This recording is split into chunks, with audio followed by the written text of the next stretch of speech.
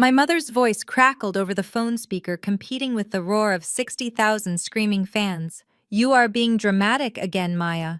Do not call us back until the encore is over. You are ruining the vibe for your sister." Then the line went dead. I stared at the phone in my trembling hand, lying on a hospital gurney while a nurse prepped me for emergency surgery. My parents had just chosen a Taylor Swift concert over my life and the safety of my 5-year-old twins. As the anesthesia began to pull me under, I did not feel fear anymore. I felt a cold, hard clarity. That night, from my recovery bed, I transferred $5,000 to a stranger to watch my children. Then I called my lawyer.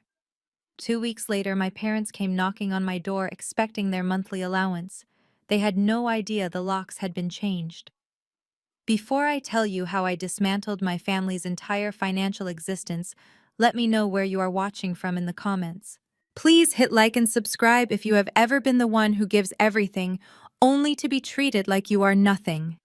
My name is Maya, and at 34 years old, I thought I had built a fortress around my life.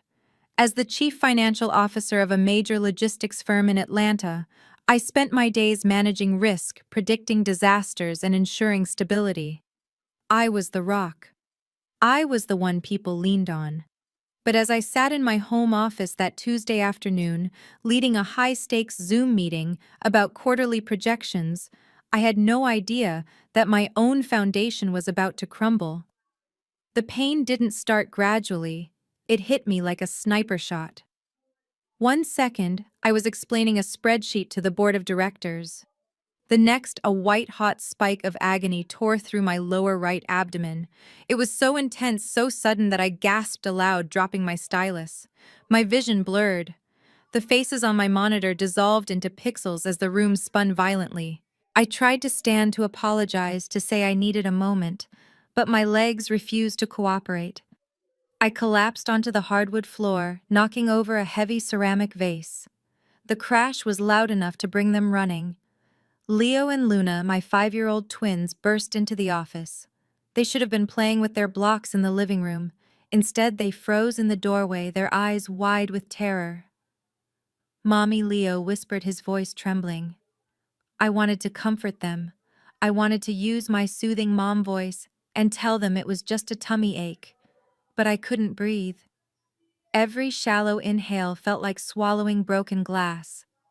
I curled into a fetal position, clutching my side. Luna started to cry, a high-pitched, terrified sound that broke my heart more than the physical pain. "Get the phone," I wheezed, pointing a shaking finger at my desk. Leo, bless his brave little heart, scrambled up onto my chair and grabbed my smartphone. He brought it to me, his small hands shaking as much as mine. I barely managed to unlock it with Face ID before my vision grayed out again. I tapped the emergency button. The next 10 minutes were a blur of agony and fear. I remember the paramedics bursting through the front door. I remember the look on the lead EMT's face when he palpated my abdomen. His expression went from professional to urgent in a heartbeat. "Rigid abdomen. Possible rupture. We need to move now," he shouted to his partner. They were strapping me onto the gurney when reality crashed into me harder than the pain. My children. I was a widow. My husband Marcus had passed away 3 years ago in a car accident. It was just me. There was nobody else in the house. "Ma'am, who is taking the children?" the EMT asked, pausing with his hand on the gurney rail. "We cannot take minors in the ambulance unless there is absolutely no other option, and even then social services will have to meet us at the hospital." Panic colder than this pain flooded my veins. Social services, foster care, strangers taking Leo and Luna, no, absolutely not. My phone, I gasped, clutching the device like a lifeline. "I will call my mother. She is close. She will come." I truly believed it. Despite our differences, despite the fact that I was always the scapegoat and my younger sister Bianca was the golden child. This was an emergency. This was life or death. Surely my mother Patricia would drop everything. The ambulance ride was a nightmare of sirens and potholes. The paramedic held the phone for me as I dialed Mom's number. It rang once, twice, 3 times. I prayed she wasn't driving. I prayed she would pick up. Hello? Her voice was distant, drowned out by a wall of background noise. Drums, bass, thousands of people screaming. Mom! I choked out, tears streaming down my face. Mom, it is Maya. I am in an ambulance. My appendix. They think it ruptured. What, I cannot hear you. The opener is just finishing, she shouted back. She sounded annoyed, not concerned. Mom, please listen, I screamed, the effort tearing at my insides. I am being taken to St. Jude's Hospital. I need you to go to my house. The kids, Leo and Luna, are there with a neighbor I flagged down, but she cannot stay. You need to get them. There was a pause. The noise on her end swelled. I heard my sister Bianca's voice in the background, laughing and yelling something about a friendship bracelet. Maya, are you serious right now? Mom's voice came back sharp and cold. We are at the stadium, the Eras Tour. Do you have any idea how much your father paid for these VIP tickets? We have been planning this for months. Bianca is finally happy. I felt like I had been slapped. Mom, I am going into surgery. Emergency surgery. I could die. The kids have nobody. Don't be so dramatic, my father Vernon suddenly came on the line. He must have grabbed the phone. I heard the sneer in his voice. You always do this, Maya. Always making everything about you. Your appendix isn't going anywhere. It is probably just gas. It is not gas, I sobbed, the pain becoming unbearable. Dad, please. The EMTs are saying social services will take the twins if nobody claims them. Well, that is poor planning on your part, isn't it? Dad snapped. Look, we are already in our seats. We are not leaving. Bianca would be crushed. Call an Uber. Call a babysitter. Stop trying to guilt trip us. Just because you are jealous, we are out having fun. Jealous, I was dying. Dad, please, I begged, my dignity shattering. I will pay you. I will pay for the tickets. Just go get the kids. The line crackled. Then I heard my mother again. We are turning off the phone, Maya. Stop calling. Handle your own mess for once. You are a nuisance and a burden. The call ended. The silence that followed was louder than the siren wailing overhead. The EMT looked down at me, his eyes filled with a mixture of pity and horror. He had heard everything. I lay there, the rejection burning hotter than the infection in my gut. A nuisance. A burden. I was the one who paid off their mortgage. I was the one who bought Bianca her first car. I was the one who funded their lifestyle. And yet when I was bleeding out, I was a burden. We are 5 minutes out, the driver shouted from the front. I needed to act. I wiped the tears from my cheeks with a shaking hand. I could break down later. Right now, I had to be the CFO. I had to manage the crisis. I opened my browser and navigated to the website of the Elite Nanny Agency. It was a service for high-net-worth executives providing emergency-vetted childcare. It was outrageously expensive, usually reserved for celebrities, but I didn't care. I dialed their emergency hotline. A woman with a calm British accent answered immediately. This is an emergency request, I said, my voice surprisingly steady. I need a trauma-informed nanny at my residence immediately. 2 children age 5. I am being admitted for surgery. I need coverage for at least 48 hours. Certainly, madam, the woman said. For immediate dispatch within the hour, there is a premium surcharge. The total deposit required is $5,000. Do it, I said. I am authorizing the charge on my black card now. Send someone who is kind. Please, just send someone kind. Transaction approved. A wave of relief washed over me, followed immediately by a tsunami of darkness. I had solved the problem. My children would be safe with a stranger because my own flesh and blood chose a pop star over their survival. The ambulance doors flew open. Bright hospital lights flooded my vision. As the medical team swarmed around me, cutting my blouse and inserting IVs, I felt a strange detachment. The physical pain was there, yes, but something else had broken inside me. A cord had been severed. They wheeled me into the operating room. The anesthesiologist placed a mask over my face. Count backwards from 10, Maya, he said gently. 10. I thought of my father's voice calling me selfish. 9. I thought of my mother saying I was ruining the vibe. 8. I saw the picture they had posted on Facebook earlier that day, smiling, holding up their expensive tickets. Tickets I had paid for. 7. I closed my eyes, and in that darkness I made a vow. If I woke up from this surgery, the Maya they knew, the doormat, the bank account, the dutiful daughter, was dead. She died right here on this table. 6. The person who would wake up was someone they had never met before, and God help them when she did. Waking up from anesthesia is not like in the movies. There is no sudden gasp for air, no dramatic realization of where you are. It is a slow, muddy crawl out of a deep black well. My eyelids felt like they were weighted down with lead, and my throat was so dry it felt like I had swallowed sand. The first thing I registered was the rhythmic beeping of the cardiac monitor, a steady mechanical pulse that confirmed I was still alive. The second thing I registered was the silence. I turned my head to the side, fighting the wave of nausea that rolled through me. I expected to see someone. Anyone. In my haze, a small, foolish part of my brain still believed that my parents would be there. I imagined my mother Patricia sitting in the visitor's chair looking worried, maybe holding a cup of bad hospital coffee. I imagined my father Vernon pacing near the window, grumbling about the parking fees, but present nonetheless. I even imagined my sister Bianca, perhaps guilt-ridden enough to skip the after-party. But the chair was empty. The vinyl cushion was smooth and unwrinkled. The bedside table was bare. No flowers, no get-well-soon balloons, no notes scribbled on napkins. Just a plastic pitcher of lukewarm water and my cell phone sitting face down like a black monolith. I was alone in a sterile white box, while the people who shared my DNA were celebrating a pop concert 30 miles away. The surgery had taken 4 hours, followed by 2 hours in recovery. 6 hours had passed and nobody had come. I reached for my phone, my fingers trembling with weakness. There were no missed calls, no text messages asking if I had survived. The only notification on my lock screen was from the bank confirming the massive transfer I had made to the elite nanny agency before I went under.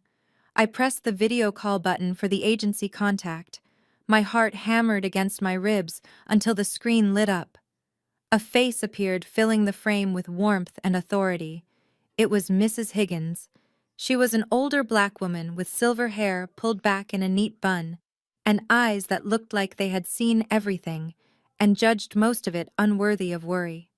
She was wearing a sensible cardigan, and behind her I could see my kitchen, Mrs. Higgins. I croaked, my voice barely a whisper. The children. She smiled, and it was the first kind thing I had seen all day. She turned the camera around. There at my kitchen table sat Leo and Luna. They were in their pajamas, their faces clean, eating what looked like homemade macaroni and cheese. Real food. Not the frozen nuggets I usually resorted to after a 12-hour workday. Mrs. Higgins had cooked. Mommy, Leo shouted, waving a fork. Mrs. Higgins made the cheesy pasta with the crunch on top. Are you okay? Mommy Luna asked, her big eyes searching the small screen. I am okay, baby, I lied, forcing a smile that pulled at my stitches. The doctors fixed my tummy. I just need to sleep for a while. Mrs. Higgins turned the camera back to herself. Her gaze was sharp but gentle, piercing through the digital connection. You rest, Miss Maya. These babies are fine. We read 3 books, brushed teeth, and now we are having a late-night treat before bed. I have raised 4 of my own and 6 grandbabies. I know how to hold down a fort. You just heal. Do not worry about a thing in this house. I thanked her, my voice breaking, and ended the call. I sank back into the pillows, tears leaking from the corners of my eyes. A stranger, a woman I was paying by the hour, was giving my children more love and stability in one night than my own mother had given them in 5 years. The relief was overwhelming, but so was the bitterness. It tasted like bile in the back of my throat. I should have put the phone down. I should have slept. But pain keeps you awake, and betrayal makes you masochistic. I opened Instagram. My thumb hovered over the icon, knowing it was a mistake, but I tapped it anyway. The first thing that popped up was Bianca's story. It had been posted 2 hours ago. The video was shaky, flashing with strobe lights. Bianca was screaming, her face glittered and flushed with excitement. She was wearing a custom sequined jacket that I knew cost more than my car insurance deductible. She panned the camera to my mother, who was holding a $20 cocktail and singing along, looking younger and happier than she ever looked when she visited my house. The caption across the screen read, "Best night of my life." Taylor looked right at me. Hashtag family goals. Hashtag blessed. I swiped. The next story was a photo of the four of them. My mom, dad, Bianca, and her husband Kyle. They were huddled together for a selfie, beaming under the stadium lights. They looked like the perfect, tight-knit family. The caption said, "Nothing matters more than these people." I felt a physical blow to my chest. I was lying in a hospital bed with organs cut open, and they were performing happiness for the internet. Then I saw Kyle's post. My brother-in-law. The man who had not held a steady job in 3 years. The man whose car payments I secretly covered to keep Bianca from being embarrassed. He had posted a picture of a champagne bottle in the VIP lounge. His caption was short, but it was a precision strike. He wrote, "Finally some good vibes. Hate when negative people try to ruin the energy with their drama. Cheers to living life stress-free. Negative people. Drama." That was me. My ruptured appendix, my near-death experience was just drama to them. I was the dark cloud raining on their parade. I threw the phone onto the blanket, my hands shaking so hard I thought I might rip out my IV. The anger that flared up in me was not the hot, explosive kind. It was cold. It was the kind of cold that burns. The door opened and a doctor walked in. He looked tired. "Miss Brooks, I am Dr. Evans. We have a bit of a situation." My stomach dropped. "What is it?" "The rupture was more severe than we initially thought," he said, checking my chart. "There is significant inflammation, and we are seeing signs of a post-operative infection. Your white blood count is spiking. We cannot discharge you tomorrow as planned. I need to keep you here for at least another 3 days for intravenous antibiotics to prevent sepsis." 3 days. 3 more days of isolation. 3 more days of billing Mrs. Higgins at premium rates. But I nodded. I didn't have a choice. As soon as the doctor left, I picked up the phone again. I needed to tell them. Not because I wanted their sympathy anymore, but because I needed to see how low they would go. I needed to know exactly where the bottom was. I dialed my mother. It was nearly 1 in the morning, but I knew they would be up. They were adrenaline junkies. She answered on the second ring, her voice raspy from screaming at the concert. "Hello, Mom, it is me," I said, keeping my voice flat. "Maya." "Jesus. Do you know what time it is?" "We just got back to the hotel. My feet are killing me. I am still in the hospital, Mom. There are complications. I have an infection. I have to stay for 3 more days." There was a heavy sigh on the other end. A sigh of inconvenience. "Well, what do you want me to do about it? I am not a doctor." "I just thought you should know," I said. "And I wanted to check if you could maybe stop by tomorrow, since you are in the city anyway." "Tomorrow is no good," she said immediately. "We have brunch reservations at Le Monde, and then Bianca and I booked a full day at the spa. We need to decompress." The concert was amazing, but it was exhausting, Maya. You have no idea how draining it is to stand for 3 hours. "You are going to a spa," I repeated, staring at the sterile ceiling tiles.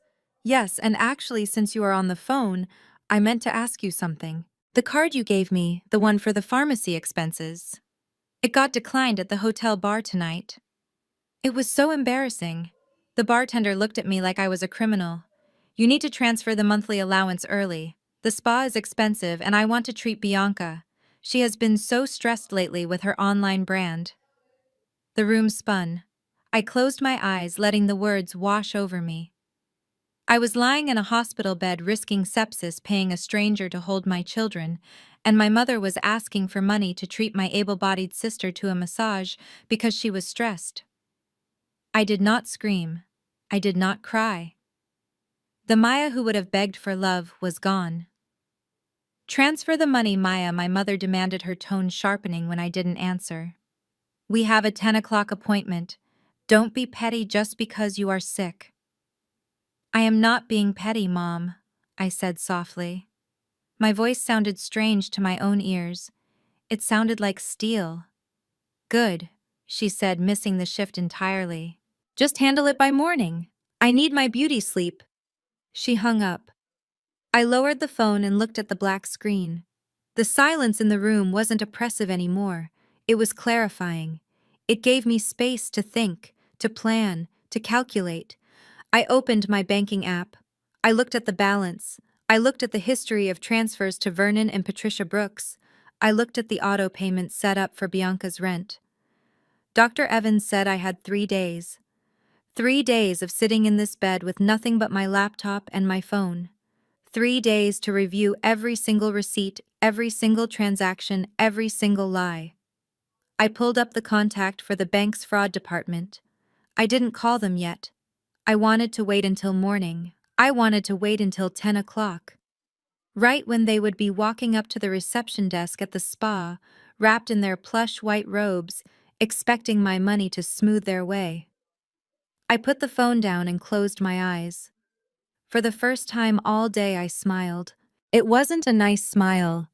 It was the smile of a CFO who just found a massive discrepancy in the ledger and knows exactly who is going to pay for it.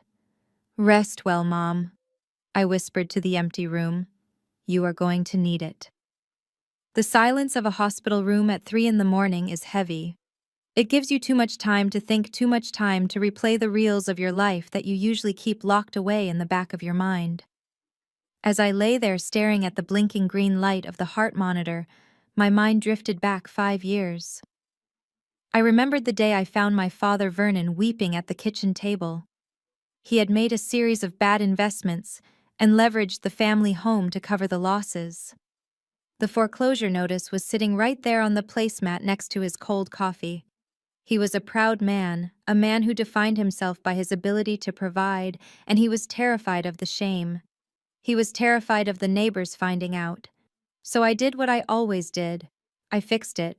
I used my entire signing bonus from the logistics firm, plus my personal savings, to buy the house outright.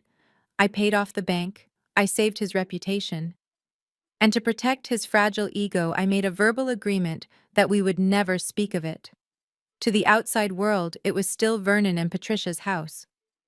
I paid the property taxes, the insurance, and the maintenance, but I let him keep his name on the mailbox. I let him play the role of the patriarch while I quietly footed the bill.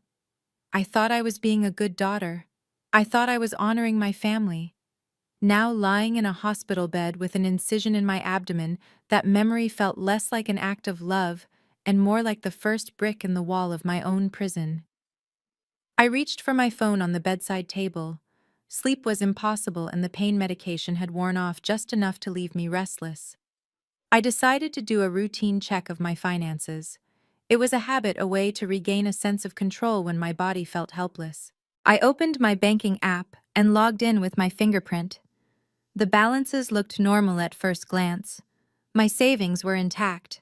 The checking account had the dip from the nanny agency payment. But then I clicked on the credit card tab, specifically the supplementary card ending in 4092. This was the card I had given to my mother 3 years ago. It came with a strict set of rules. It was for emergencies only. Specifically, it was to cover the co-payments for my father's heart medication and any urgent household repairs that couldn't wait until I transferred the monthly allowance. I trusted her. I trusted them. I tapped on the transaction history, and my breath hitched in my throat. The screen filled with a list of charges that had absolutely nothing to do with heart medication. Ticketmaster, $6,000. The date was yesterday. The exact same morning I had called them from the ambulance. While I was writhing in pain on the floor of my office, my mother was using my card to buy VIP packages for the Eras tour. I scrolled down, my fingers shaking against the glass screen. Le Monde French Bistro, $840. The timestamp was 7:30 in the evening. At that exact moment, I was being wheeled out of the recovery room, shivering from the anesthesia, begging a nurse for a blanket. My family was eating filet mignon and drinking vintage wine paid for by me.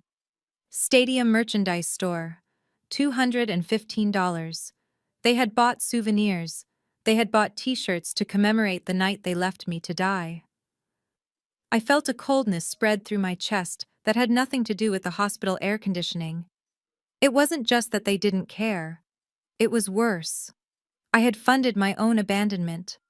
I had paid for the very distraction that kept them from saving my children. I was the architect of my own misery. I had handed them the weapon, and they had pulled the trigger without a second thought. I looked at the total balance due. Over $7,000 in less than 12 hours.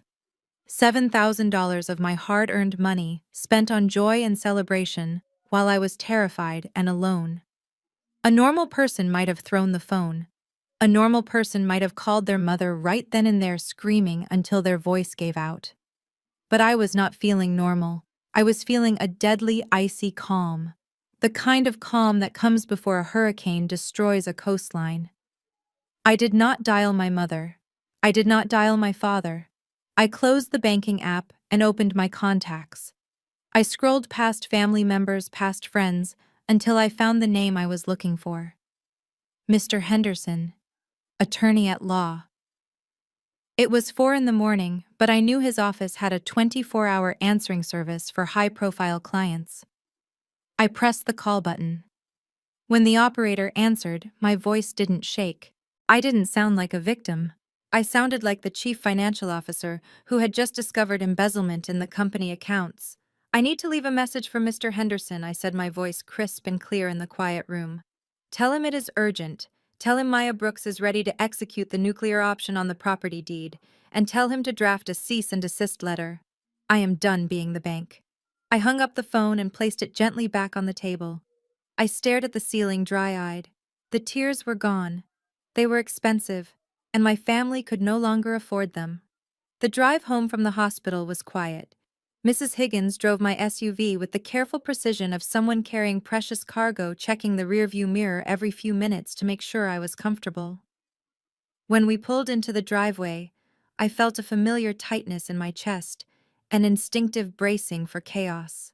But when I opened the front door, I was met with the smell of roast chicken and lavender. The house was spotless. The toys were organized. Leo and Luna came running towards me, stopping just inches from my legs when Mrs. Higgins gently reminded them about Mommy's tummy. They hugged my knees, burying their faces in my sweatpants. I stroked their hair, breathing in their scent, and realized this was the first time in 5 years I had come home from a crisis to a sanctuary instead of a storm. But the silence from my phone was deafening. I had been discharged, and my parents did not know. My sister did not know. They had not asked.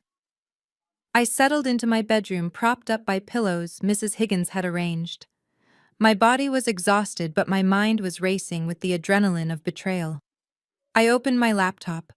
I had already seen the credit card theft, but I knew that was just the tip of the iceberg. If I was going to cut them off, I needed to know exactly what I was cutting. I needed to perform a forensic audit on my own family. I started with Kyle, my brother-in-law, the self-proclaimed tech entrepreneur. For 3 years, I had been listening to his pitches about revolutionary apps and blockchain logistics. He always needed capital. He always needed bridge loans. I had signed as a guarantor on their luxury apartment lease because he claimed his assets were tied up in venture capital rounds. Because I was the guarantor, I had legal access to the payment history and the credit checks used for the renewal last month. I pulled up his file. The first thing I noticed was the credit score. It was in the low 500s. That was impossible for someone running a successful startup. I dug deeper into the linked bank statements he had submitted to the leasing office.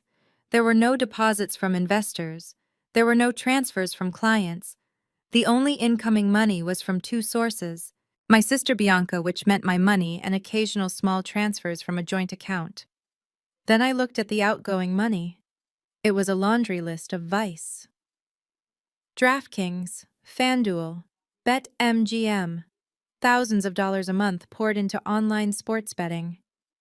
The rest was spent on luxury goods: Gucci loafers, a vintage Rolex watch service, high-end steakhouses. Kyle was not a struggling entrepreneur. He was an unemployed gambler wearing a costume of success, and I was paying for the ticket. I felt a surge of nausea that had nothing to do with my surgery. He had called me selfish. He had called me negative. All while wearing shoes bought with the money I worked 80-hour weeks to earn. I closed his tab and opened a new one. It was time to check on Bianca. My sister was the golden child, the fragile artist who was getting her master's degree in art history. I paid her tuition directly, or so I thought. I transferred $15,000 every semester to her personal account because she claimed the university portal was too confusing and she wanted to manage the payments herself to build credit. I navigated to the university registrar's website. I had her student ID number from the initial enrollment paperwork 3 years ago. I logged into the parent and payer portal. The screen flashed red. Student status inactive. I frowned. Maybe it was a system error. I called the registrar's office, putting the phone on speaker while I rubbed my temples. "Hello, this is the registrar," a cheerful voice answered. "Hi, my name is Maya Brooks. I am calling to verify the enrollment status of my sister Bianca Brooks. I handle her tuition payments. One moment, please." I heard the clicking of a keyboard. The silence stretched for 30 seconds. "Ms. Brooks, are you still there?" "Yes, I am looking at Bianca's record. She is not currently enrolled. Her last active semester was 18 months ago. She withdrew with a failing grade point average and has not attempted to re-register." 18 months. I thanked the woman and hung up. The room seemed to tilt.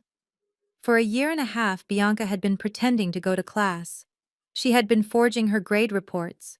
She had been taking $30,000 a year from me for tuition, plus another $2,000 a month for living expenses, and she wasn't even in school.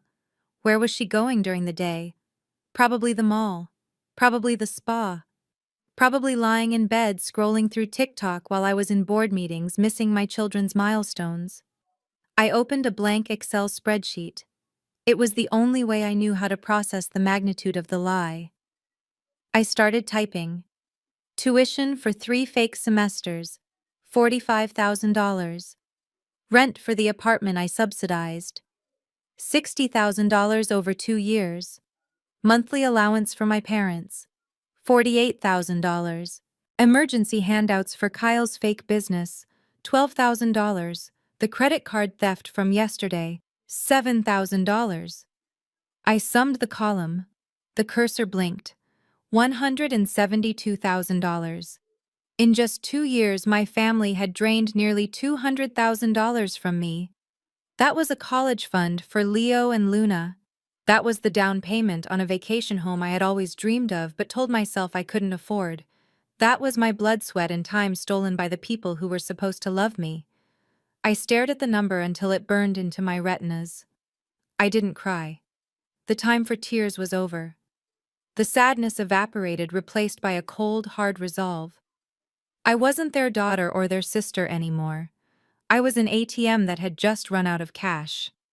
I saved the file as Brooks Family Audit.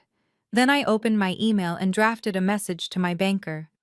Subject: stop payment immediate. Body: please cancel all standing orders and recurring transfers to the following accounts immediately. Freeze the supplementary credit cards ending in 4092 and 5518. Reject any pending drafts. I hit send. Then I closed the laptop. The sun was setting outside, casting long shadows across my bedroom floor. Downstairs, I could hear Mrs. Higgins laughing with my children. That was real. That was honest. What I had with my parents and sister was a transaction, and the contract had just expired. I laid back against the pillows and closed my eyes. I knew what was coming next. When the money stopped, the monsters would come out. They would be angry. They would be vicious. But they had no idea who they were dealing with. They thought they were manipulating the soft, eager to please Maya. They didn't know that Maya had died on the operating table, and the woman who woke up had a calculator in one hand and a match in the other. Let them come, I was ready. The first of the month was usually the day I felt the heaviest weight on my shoulders. For years it was the day I sat down with my coffee and performed the ritual of distribution. $4,000 to my parents for their mortgage on the house I already owned. $2,500 for Bianca's rent. Another $1,000 for miscellaneous credit card bills that miraculously appeared under my name.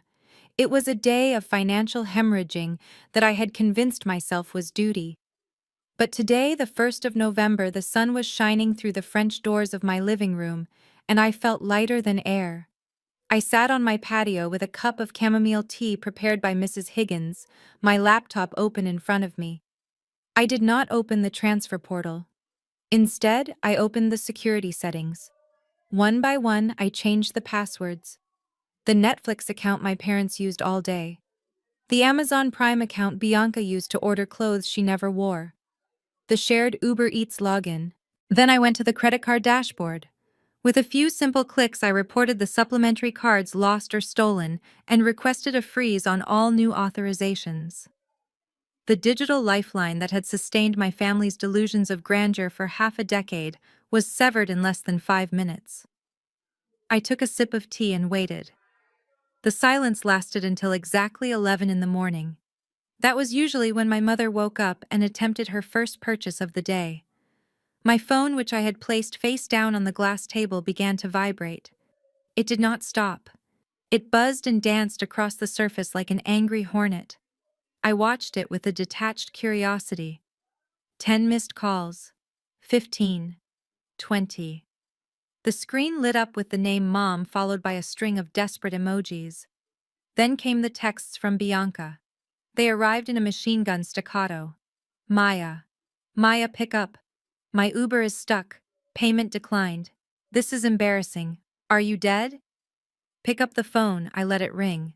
I watched the notifications pile up like leaves in a storm. Then a voicemail notification popped up. It was from my father. I pressed play, turning the volume up so I could hear his voice over the chirping of the birds in my garden. Maya, what the hell is going on? His voice boomed thick with rage and humiliation. I am at the clubhouse with the partners from the firm. I just tried to pay for a round of drinks and the card was declined. Declined. Maya. The bartender cut the card in half right in front of everyone. Do you have any idea how much of a fool I look? Fix this immediately. I do not care if you are in the hospital or on the moon. Call the bank now. The entitlement in his voice made my stomach turn, but it also solidified my resolve. He wasn't worried that his daughter's finances were in trouble. He was worried about looking poor in front of his golf buddies. The phone rang again. It was my mother. This time I picked up. Hello, Mom, I said. My voice was calm. It was the voice of a stranger. You little witch, she shrieked. I had to pull the phone away from my ear. Do you know what you have done? Bianca is stranded at the mall. My card isn't working at the salon. Why did you cancel the transfers? We have bills due today. Maya. I took a slow breath. I am sorry, Mom, but I am not working right now. What? What do you mean you are not working? I am on medical leave, I said, testing the waters. I told you. The surgery had complications. I almost died. I am not earning my full salary while I am recovering, so I cannot send any money. There was a pause on the other end. For a second, a naive part of me hoped she would ask how I was feeling. I hoped she would say, "Oh my God, Maya, are you okay? Do you have enough for food?" You are lying, she spat out. You are the CFO. You have disability insurance. You have savings. Do not lie to me, Maya. I know how much you make. You are just doing this to punish us because we went to the concert. I am not punishing anyone, I said, my hand tightening on the armrest of my chair. I am just prioritizing my survival. My hospital bills are going to be astronomical. I have to pay for a nanny because my family was too busy to help me. I simply do not have the liquidity to support 3 households anymore. You selfish brat, she screamed. Bianca has a premiere tonight, a red carpet event for that influencer circle she is trying to break into. She needs a dress. She found the perfect one and it is $2,000. You need to unlock that card right now. This is her career. Maya, you are ruining her future. Her career, I repeated flatly. Mom, Bianca is not in school. I know she dropped out. I know about the fake grades. I know about the gambling debts Kyle has racked up. Silence. Heavy, suffocating silence. Who told you that she whispered, her voice dangerous? It does not matter, I said. What matters is that the scholarship is over. The Bank of Maya is closed, permanently. You cannot do this, she hissed. We are your family. We raised you. We put a roof over your head. And I have paid for that roof 10 times over, I cut in. Good luck with the dress, Mom. Tell Bianca she can try getting a job. I hear the mall is hiring. I hung up before she could respond. My heart was pounding not from fear, but from the rush of adrenaline that comes with finally standing up to a bully. I blocked her number. Then I blocked my father. Then I blocked Bianca. I looked up to see Mrs. Higgins standing in the doorway of the patio. She was holding a tray of fresh fruit and her expression was unreadable. She had heard everything. I am sorry you had to hear that, Mrs. Higgins, I said, feeling a flush of shame creeping up my neck. Mrs. Higgins set the tray down on the table. She looked me dead in the eye, and her face softened into a smile of genuine respect. Honey, do not apologize. I have seen cleaner breakups on reality TV. You did good. I let out a breath I didn't know I was holding. Mrs. Higgins, I have a proposition for you. She raised an eyebrow. Oh, my medical leave is going to end. Eventually, I said. And when I go back to work, I cannot have this chaos in my life. I need someone here. Not just for the children, but for the house. I need someone who can manage the staff, handle the groceries, and most importantly, someone who knows how to keep the gate locked when unwelcome visitors come knocking. Mrs. Higgins crossed her arms, looking thoughtful. You want a house manager? I want a gatekeeper, I corrected. I will double your agency rate. Full benefits. Paid vacation. But the primary job description is ensuring that my parents and my sister never step foot inside this house again unless I invite them. Can you handle that? Mrs. Higgins looked at the blocked phone on the table, then back at me. She picked up a slice of melon and took a bite, savoring it slowly. Miss Maya, she said, her eyes twinkling, I once stopped a 200-pound man from entering a wedding he wasn't invited to with nothing but a look and a clipboard. Your parents do not stand a chance. When do I start? Right now, I said, feeling the first genuine smile of the month spreading across my face. Welcome to the family, Mrs. Higgins. The real one. The drive to the Gables retirement estate was the first time I had breathed easy in days. While my phone was still silently exploding with blocked notifications from my enraged mother and sister, the winding road lined with ancient oak trees offered a temporary sanctuary. The Gables was not a nursing home. It was a luxury residence for the elderly elite, a place where retired judges and captains of industry spent their twilights playing bridge and drinking expensive scotch.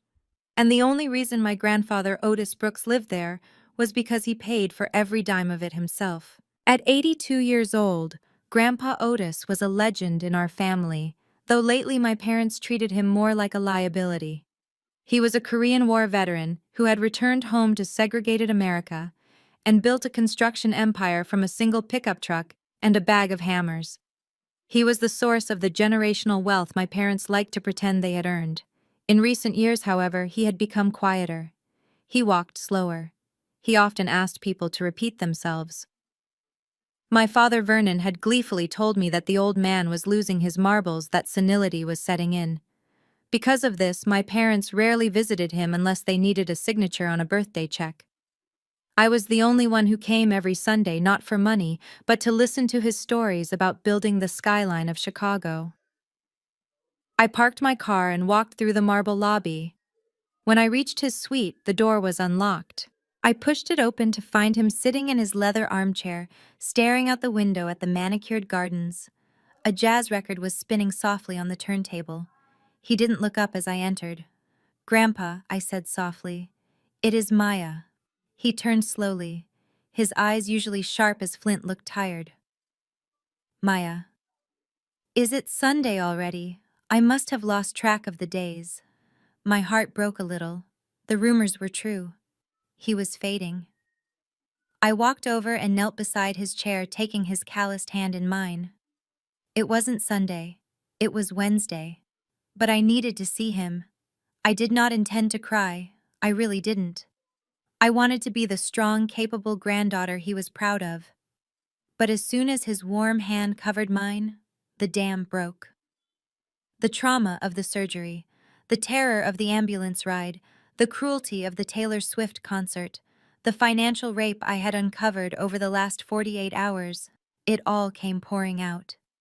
I buried my face in his knee and sobbed. I sobbed like a little girl who had scraped her knee, except the wound was in my soul. I told him everything. I told him about the surgery. I told him about Mom and Dad refusing to leave the concert. I told him about the nanny agency. I told him about the $172,000 they had stolen from me. And finally, I told him about cutting them off. "I am sorry, Grandpa." I choked out, wiping my eyes with the back of my hand. "I know family means everything to you. I know you wanted us to stick together. But I cannot do it anymore. I cut the money. I am evicting them. I probably disappointed you. But I had to save myself." I waited for him to scold me. I waited for him to tell me to be patient, to forgive them, to honor my father and mother. Instead, the hand on my shoulder tightened. The grip was strong, iron strong. "Pass me my cane, Maya." The voice was not frail. It was not confused. It was the deep, commanding baritone of the man who had commanded construction crews for 40 years. I looked up, startled. Grandpa Otis was looking down at me, and the fog in his eyes was completely gone. In its place was a burning, lucid intelligence that sent a shiver down my spine. "Grandpa, get the cane, girl, and pour me a bourbon. Neat." I scrambled to obey. I handed him his walnut cane and poured a glass from the crystal decanter on the sideboard. He took a sip, savored it, and then looked me dead in the eye. "It took you long enough," he said. I stared at him. "What I have been waiting 3 years for you to wake up," he said, gesturing for me to sit on the ottoman opposite him. "Did you really think I was senile, Maya? Did you really think I did not know what was happening to my own bloodline? But Dad said—" "Your father—" Otis spat the word out with disgust. "Your father is a peacock who thinks he is an eagle. He comes here once a month, sits in that chair, and lies to my face. He told me he bought that house in the suburbs with his investment dividends. He told me he was helping you pay your bills because you were struggling at work." My jaw dropped. "He told you he was helping me." Otis nodded grimly. "And your sister. She comes here in her designer clothes, flashing fake report cards telling me she is top of her class. She thinks because I ask her to speak up that I am deaf. I am not deaf, Maya. I just like to make liars repeat their lies so I can remember them better." He leaned forward, his eyes narrowing. "I knew they were bleeding you dry. I knew you bought that house. I knew you were paying for Bianca's imaginary education. Then why didn't you stop them?" I asked, a flush of hurt rising in my chest. "Why didn't you tell me?" "Because you wouldn't have listened," he said gently. "You were too busy trying to buy their love. If I had stepped in, you would have defended them. You would have made excuses. You had to see their true faces for yourself. You had to be the one to cut the cord. And now that you have—" He reached into the side pocket of his armchair and pulled out a small brass key. He tossed it to me. Open the bottom drawer of the desk. I walked over to the mahogany desk and unlocked the drawer. Inside, there was a single thick manila folder. It looked old, but well preserved. Bring it here. I handed him the folder. He placed it on his lap like a weapon. This, he said, tapping the cover, is the nuclear option. Inside this folder is the original deed to the land your parents' house sits on. Did you know I gave Vernon the down payment for that land 20 years ago? But I kept my name on the title as a silent lien holder, just in case he did something stupid. He forgot about it. But I didn't. He opened the folder, revealing a stack of legal documents. And this, he continued, is my will. The current one leaves everything to Vernon with the expectation that he cares for the family. But I drafted a new one 6 months ago. I just haven't signed it yet. I was waiting for a sign that there was someone worthy left in this family to lead it. He looked at me, pride shining in his eyes for the first time in years. You stood up, Maya. You protected those twins. You cut off the parasites. You are the matriarch now. He handed me the folder. What do we do? I asked, holding the documents as if they were fragile glass. We do not just evict them, Otis said, a mischievous, ruthless grin spreading across his face. We destroy their fantasy in front of an audience. They love appearances, don't they? They love looking rich and successful. Well, let's give them a show. He leaned back, swirling his bourbon. Next Sunday is my 83rd birthday. Usually I tell them not to bother. But this year, I want a party. A big one. I want you to host it at your house. Tell them I am making a special announcement about my estate. Tell them I am finally releasing their inheritance. They will think you are dying, I said, realizing the brilliance of the plan. They will think you are cashing them out. Exactly, Otis chuckled darkly. They will come running. They will bring their best fake smiles. They will bring that husband of Bianca's who thinks he is a hustler. And when they are all sitting there counting their chickens, I am going to roast them alive. I looked at the old man, my grandfather, and saw a warrior. The sadness that had weighed me down since the surgery evaporated. I wasn't an orphan anymore. I had an ally, and not just any ally, but the man who built the foundation we were all standing on. I stood up and wiped the last tear from my cheek. I will call Mrs. Higgins, I said, my voice steady. We have a party to plan. Make sure there is plenty of champagne, Otis added, winking. I want them to be toasting to their own demise when the hammer drops. I walked out of the Gables that afternoon with the yellow folder tucked into my purse and a fire in my belly. My parents thought they were dealing with a wounded daughter. They had no idea they had just awakened a dormant dynasty. The alliance was formed, the trap was set, and the payout was going to be legendary. The peace lasted exactly 48 hours. It was a Thursday afternoon, and I was sitting in the living room with Mrs. Higgins going over the menu for the upcoming birthday party.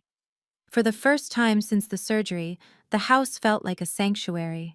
The sunlight streamed through the sheer curtains, casting a warm glow on the hardwood floors, and the air smelled of lemon polish and fresh basil.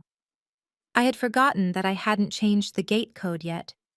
It was an oversight, a slip of the mind caused by pain medication and exhaustion.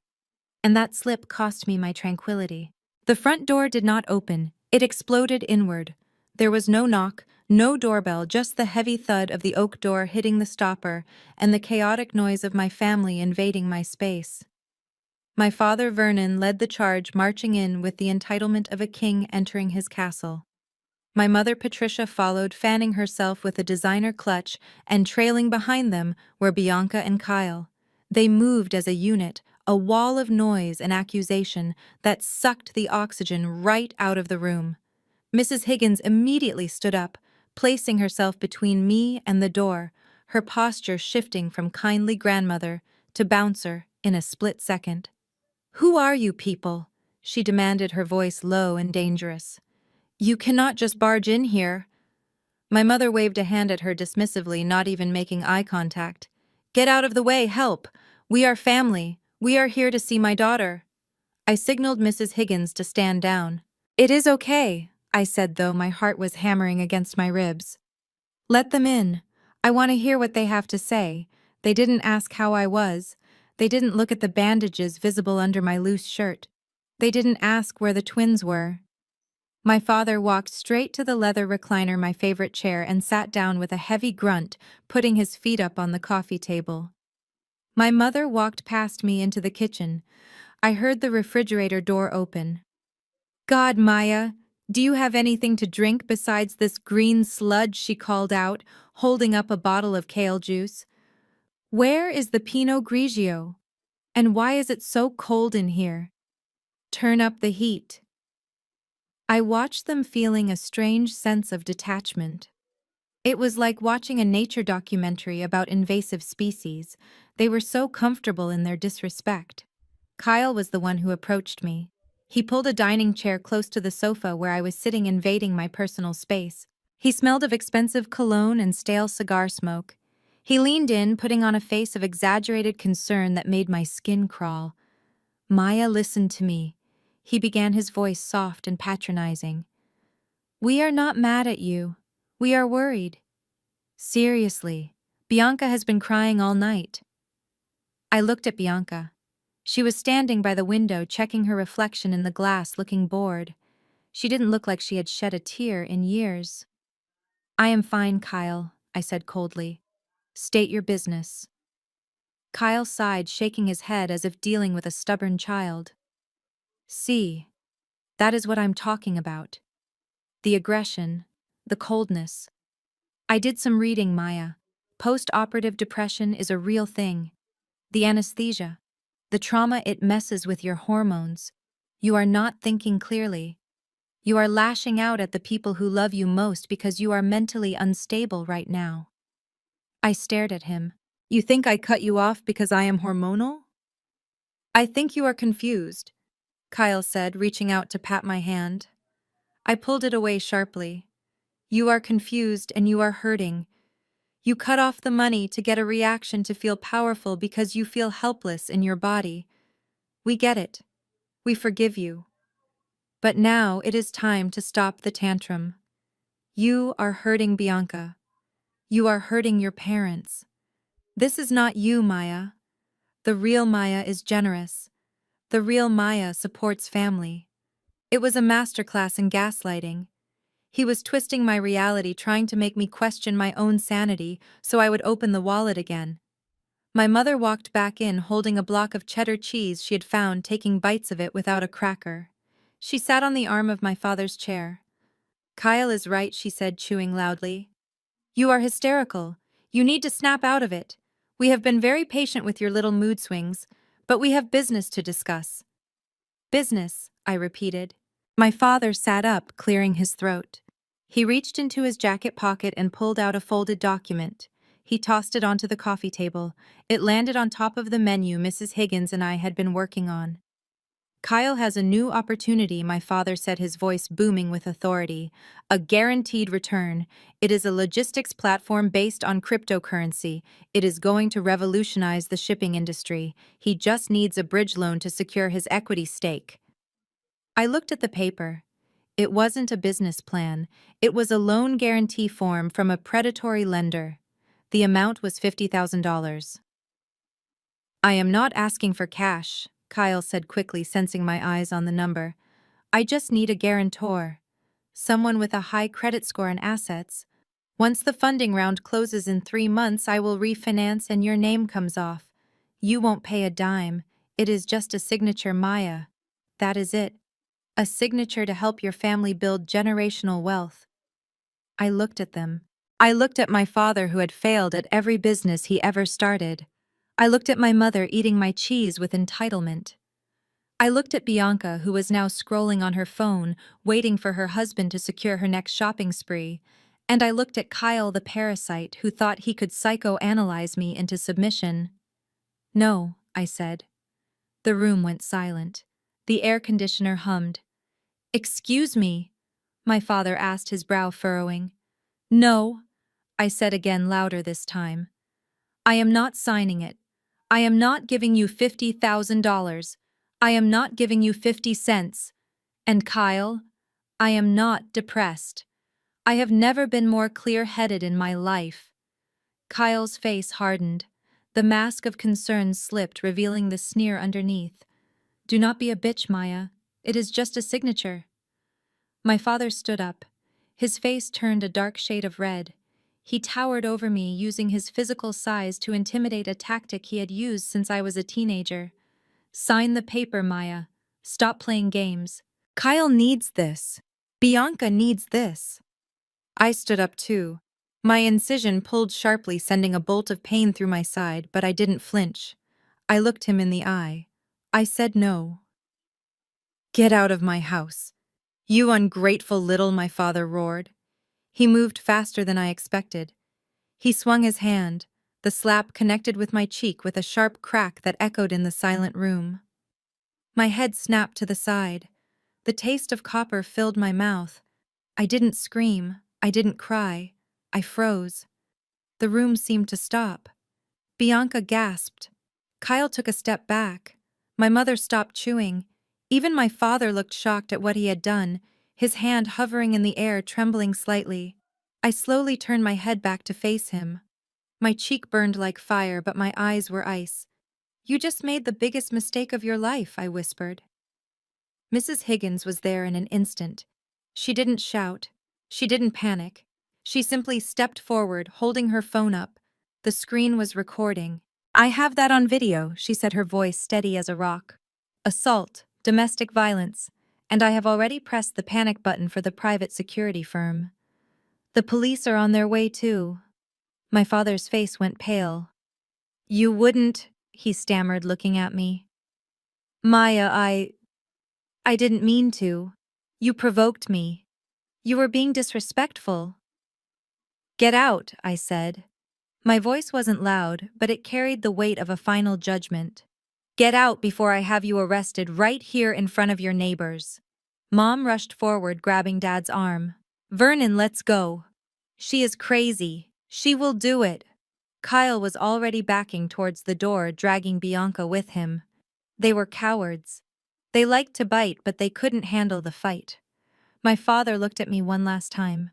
There was no apology in his eyes, only hatred. You are dead to me, he spat. Do not expect us at your funeral. I watched them scramble out the door, tripping over each other in their haste to escape the consequences. The heavy oak door slammed shut behind them, sealing the silence back inside. Mrs. Higgins lowered her phone. She looked at me, her eyes filled with concern.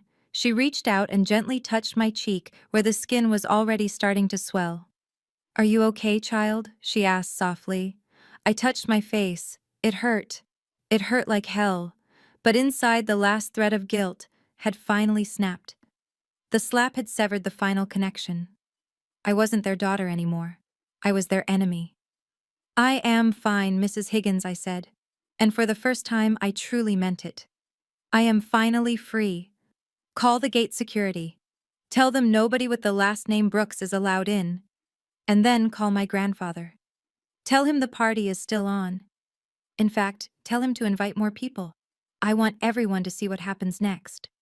War had been declared, and I had the nukes.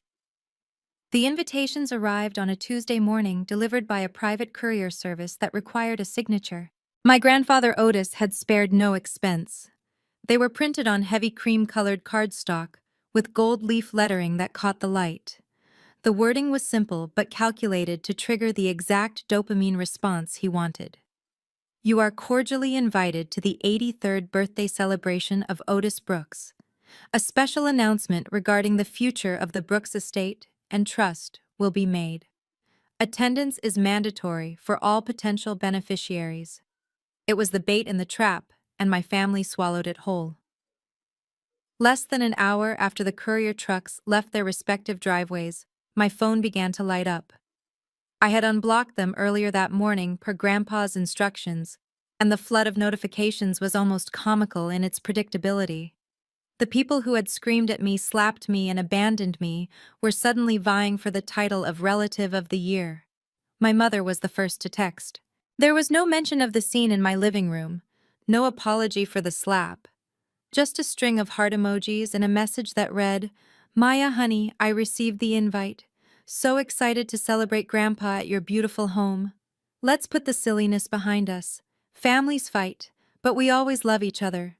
I am bringing your favorite potato salad. Then came my father. His text was shorter, trying to regain some dignity, while clearly salivating over the prospect of an inheritance. Maya received the invite. Glad the old man is finally doing the right thing and distributing the assets while he is still alive. We need to present a united front. See you Sunday. Bianca and Kyle were the most transparent. Bianca sent a photo of herself holding the invitation with a caption that said, "Can't wait to see my big sis, I miss you." Kyle sent a separate message acting as if he hadn't tried to gaslight me into a $50,000 loan just days prior. Hey Maya, hope you are feeling better. Really looking forward to the party. I have some great investment ideas for Grandpa if he decides to liquidate. I sat at my kitchen island reading these messages aloud to Mrs. Higgins. We didn't respond to any of them. We just let the silence sit there, making them sweat, making them wonder if they were truly forgiven or if they were just walking into a minefield. To them, the silence probably looked like submission. They assumed I had calmed down, that I had accepted my role as the doormat again, because the allure of the family inheritance was too strong. They projected their own greed onto me. But while they were busy picking out outfits to impress a man they thought was dying, I was busy turning my home into a surveillance state. I had hired a private security firm recommended by one of my corporate clients.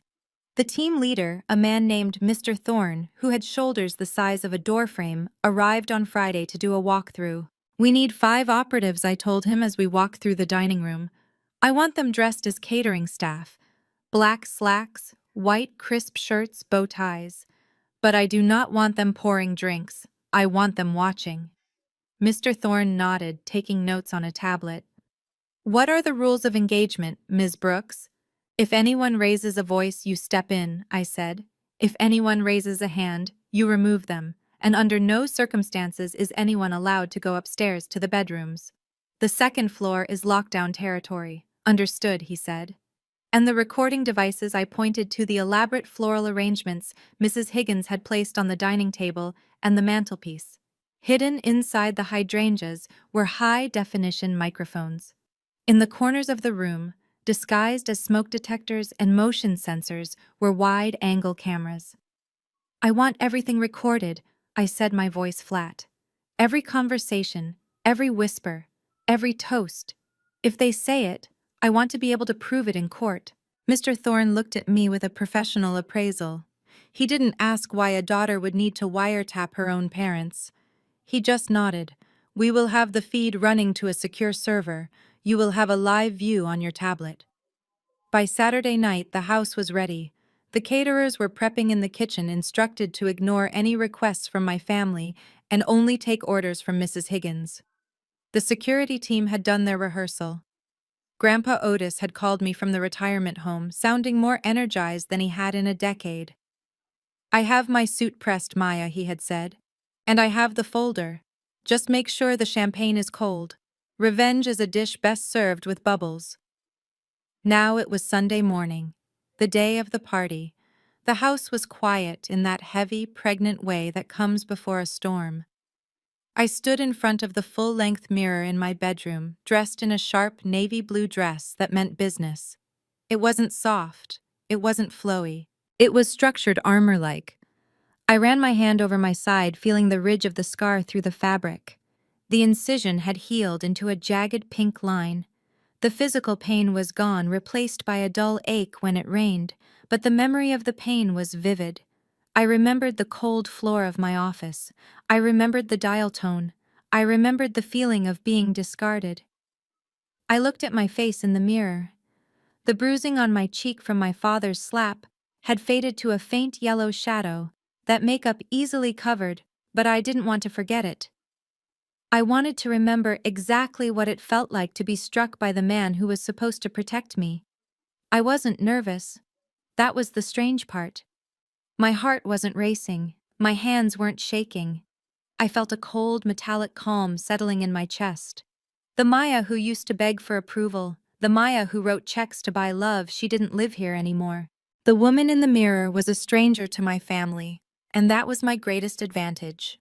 Mrs. Higgins knocked softly on the door. Ms. Maya. They are pulling into the driveway. I took a deep breath, smoothing down the front of my dress. I picked up the tablet that controlled the cameras.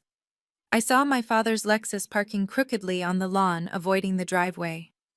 I saw my mother stepping out, checking her makeup in the side mirror. I saw Bianca and Kyle looking at the house with hungry, calculating eyes. Let them in, Mrs. Higgins, I said into the intercom.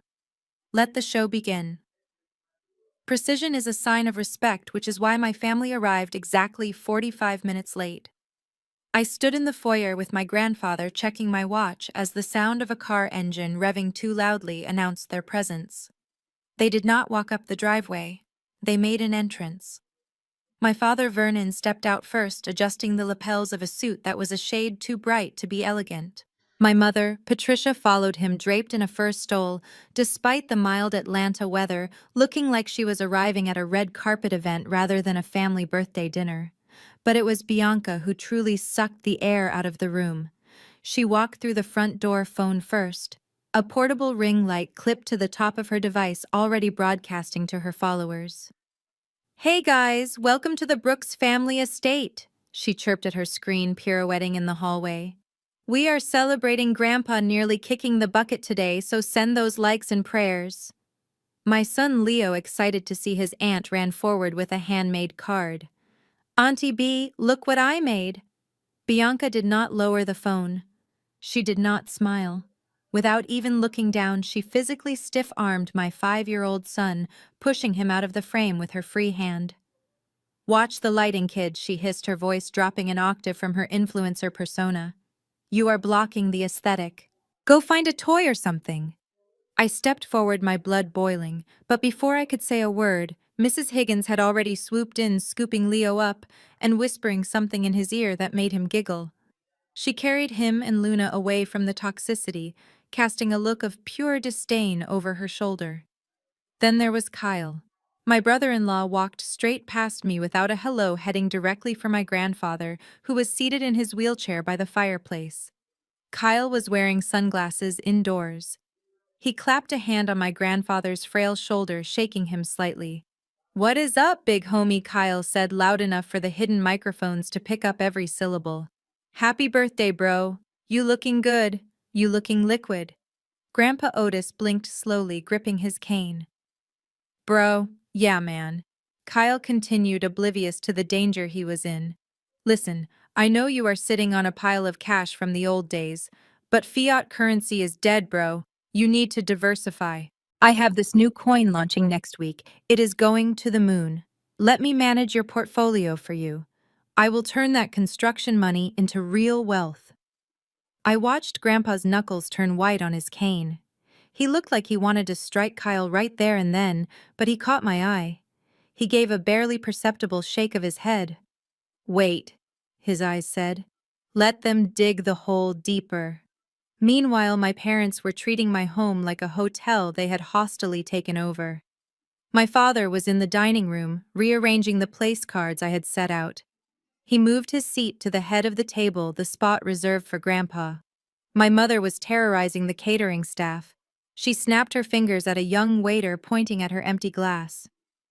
Boy, get over here, she commanded. This champagne is lukewarm. Who hired you? I want a fresh bottle and make sure it is actually chilled this time, and bring me some hors d'oeuvres. I am starving because traffic was a nightmare. Mrs. Higgins stepped forward with a bottle of sparkling water. The champagne is chilling, Mrs. Brooks. Perhaps some water while you wait. My mother looked at Mrs. Higgins as if she were a stain on the carpet. She slapped the water bottle out of Mrs. Higgins' hand. It clattered loudly onto the floor, water splashing onto my mother's shoes. I did not ask for water, help, she sneered. I asked for wine. And do not look me in the eye when you speak to me. You are here to serve, not to socialize. Chop chop! The room went silent. The catering staff froze. I took a step forward, ready to throw them out right then and there. Nobody treated Mrs. Higgins like that. Nobody. But then I felt a hand on my arm. It was Grandpa Otis. He had wheeled himself over to me. Not yet, Maya, he whispered, his voice trembling with suppressed rage. Let the camera see it all. Let the jury see who they really are.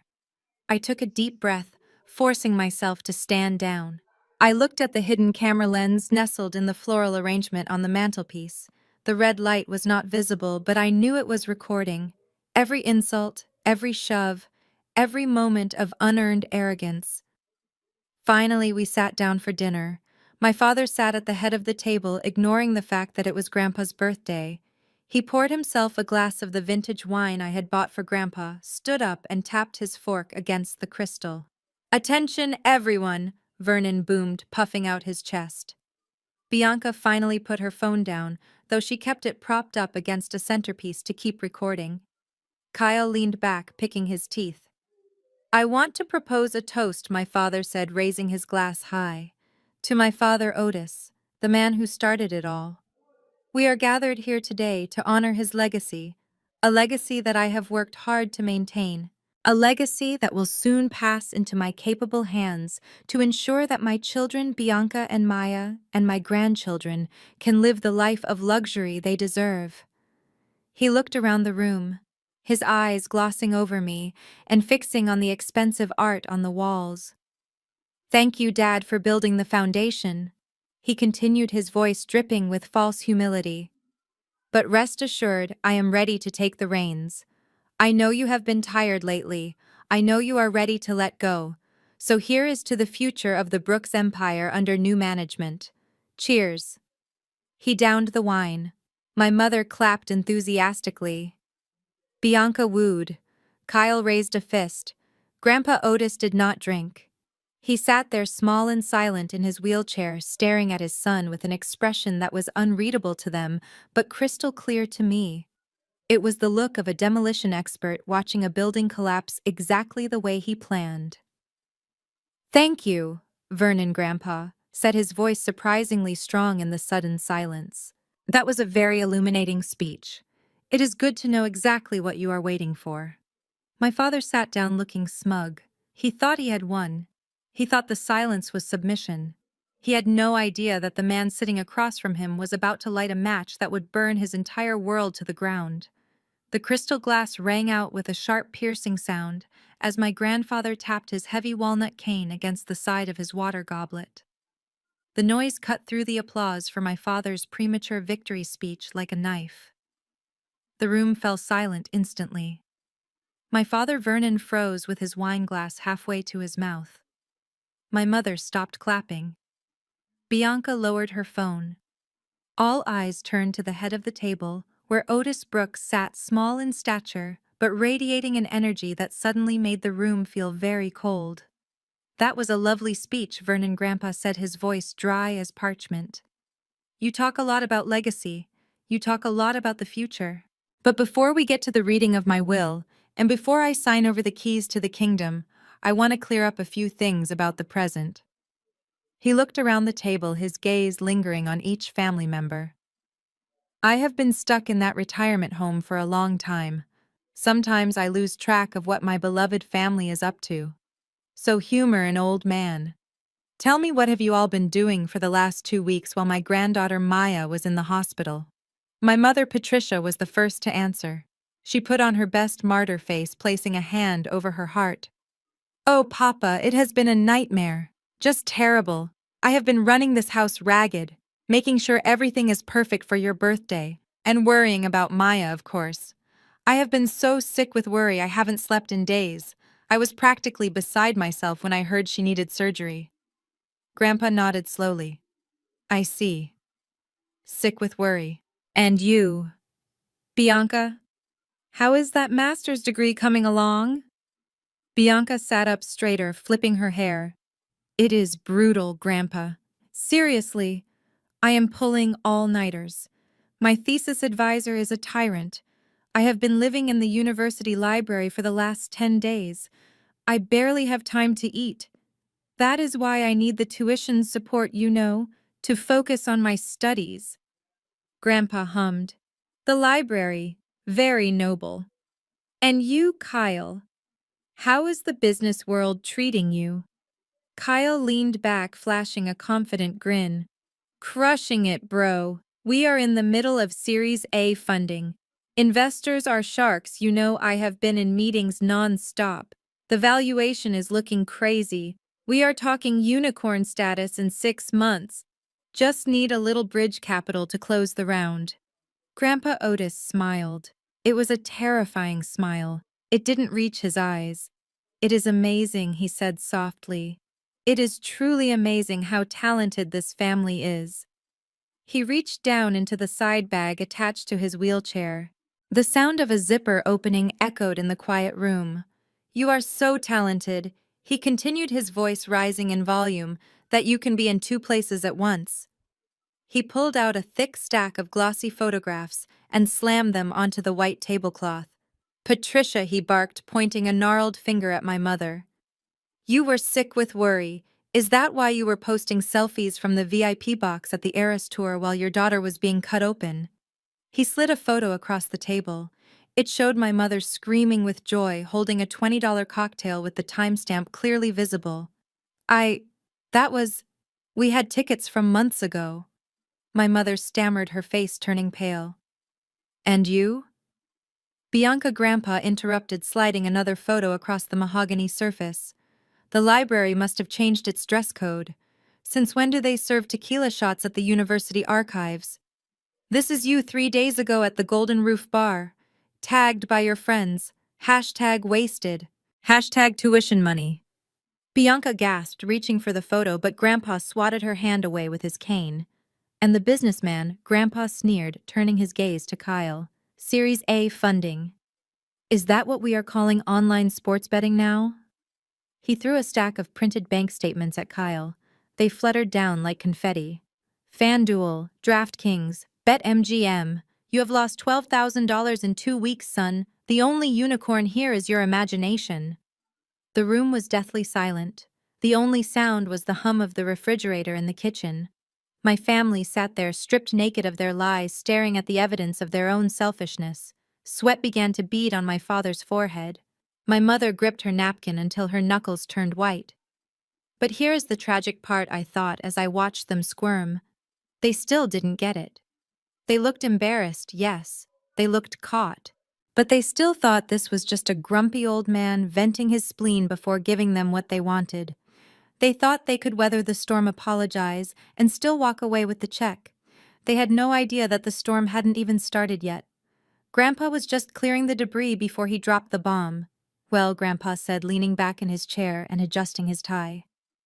Now that we have established who you really are, let's talk about who really owns what. He signaled to the lawyer standing in the shadows. The man stepped forward, placing a leather briefcase on the table. The sound of the latches clicking open was like the cocking of a gun. The atmosphere in the dining room had shifted from uncomfortable to suffocating. My family sat in the wreckage of their small lies, the photos of their debauchery still scattered across the white tablecloth like evidence at a crime scene. But Grandpa Otis was not finished. He was just clearing the brush to get to the root of the rot. He slowly turned his wheelchair to face my father directly. Vernon sat frozen, his face a mask of sweating wax, unable to look away from the man he had underestimated for so long. Otis cleared his throat, a sound that echoed like a gavel in a courtroom. Vernon, he began, his voice deceptively soft. We have established that you enjoy the finer things in life. The country club memberships, the vintage wines, the luxury cars, and of course this beautiful home in the suburbs. It is quite a property. 4 bedrooms, 3 baths, a manicured garden. It must cost a fortune to maintain. My father swallowed hard, adjusting his tie as he tried to regain a shred of his composure. He saw a lifeline. He thought his father was pivoting back to pride, back to the narrative of the self-made man. Yes, Dad, Vernon said, his voice gaining a little strength. It is a lot of work, but I believe in providing the best for my family. I bought this house 5 years ago because I wanted Patricia to have the garden she always dreamed of. It was a stretch, but my investments paid off. I have carried the mortgage on my back without complaining once. It is my castle. Grandpa Otis nodded slowly, tapping his fingers against the armrest of his chair. Your castle. You bought it. You pay the mortgage. That is the story you have been telling the neighbors, isn't it? That is the story you told the country club. That is the story you told me every time I asked why you couldn't visit me more often. Absolutely. Vernon lied, the arrogance creeping back into his tone. I worked double shifts. I made sacrifices. That is what a patriarch does. Otis let out a short, sharp laugh. It was a dry, humorless sound. A patriarch. Vernon, you wouldn't know what a patriarch was if it hit you in the face with a brick. He raised his hand and snapped his fingers. Mr. Henderson, the family lawyer who had been standing silently in the corner like a shadow, stepped forward. At the same time, I stood up. I didn't say a word. I simply picked up the remote control for the 70-inch flat-screen television mounted above the fireplace. I pressed the power button. The screen flickered to life, casting a blue glow over the terrified faces of my parents. I connected my tablet to the display. The image that appeared on the screen was crisp and high definition. It was a legal document, a property deed to be exact. Grandpa Otis pointed his cane at the screen. "Read it, Vernon. Read the name on the title." My father squinted. He leaned forward. I saw the blood drain from his face in real time, leaving him gray and ashen. The deed was dated 5 years ago. It detailed the transfer of the property at 42 Oakwood Drive. But in the line designated for the owner, it did not say Vernon Brooks. In bold, unmistakable capital letters, it read Maya Brooks. Maya. My mother gasped, her hand flying to her mouth. "That is impossible," she whispered. "That is a mistake. Vernon told me he handled the closing. He told me the bank required his name on the deed." I swiped the screen on my tablet. The image changed.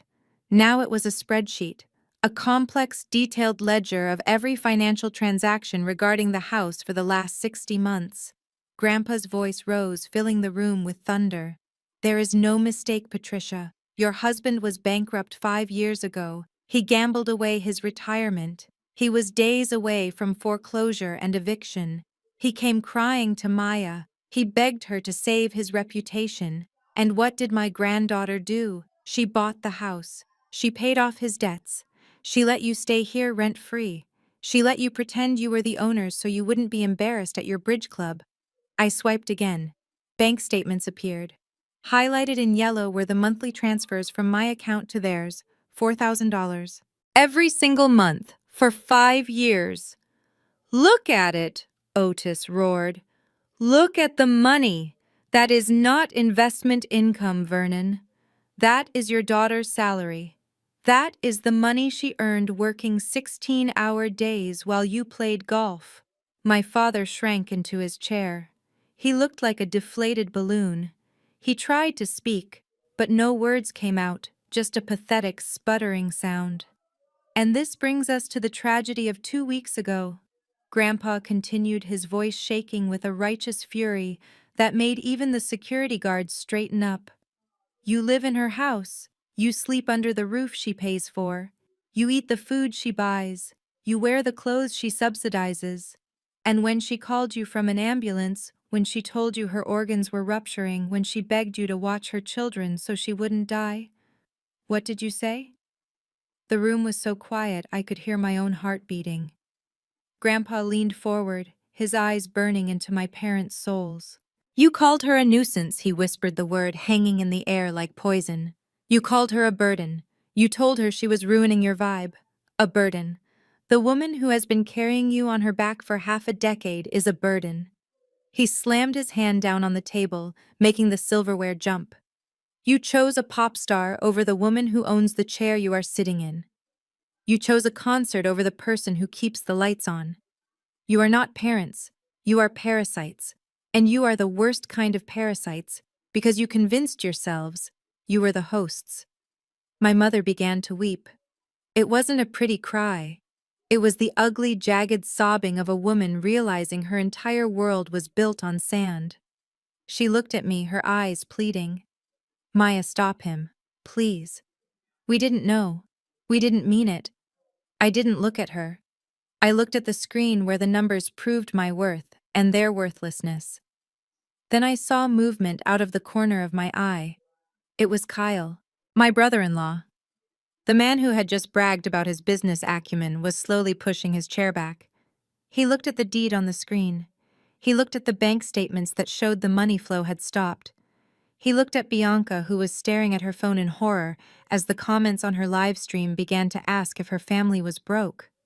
Kyle realized the gravy train hadn't just derailed, it had exploded. He stood up, wiping his mouth with a napkin.